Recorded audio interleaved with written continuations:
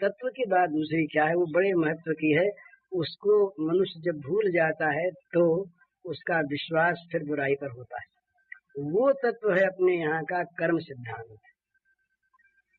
यहाँ का जो कुछ भी हानि लाभ होना है वो उतना ही होगा जितना होना है, उसमें कमी ज्यादा हम नहीं कर सकते किसी क्रिया के द्वारा।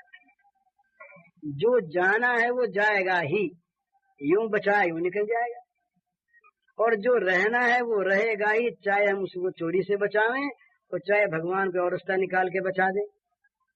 बचने वाला बचेगा ही, आने वाला आवेगा ही, जाने वाला जाएगा ही।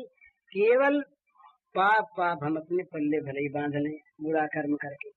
तो ये कर्म सिद्धांत पर यदि विश्वास हो तो मनुष्य बुराई नहीं कर सकता। वो जानता है कि हमने अगर रख भी लिया तो रहेगा नहीं, कोई और सूरत निकलेगी जिससे वो चला जाएगा, और यदि रहना है तो हमारे बिना रक्षा किए भी कोई रक्षक उसकी रक्षा कर लेगा।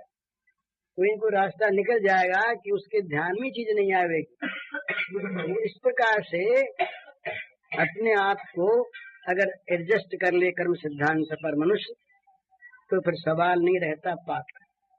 पर कर्म सिद्धांत पर मनुष्य का विश्वास नहीं, भगवान के मंगल विधान पर विश्वास नहीं, भगवत दृष्टि नहीं, विषय दृष्टि, इसलिए मनुष्य रोज नए नए पाप सोचता है और करता है, और फल में मिलता वही जो मिलना है।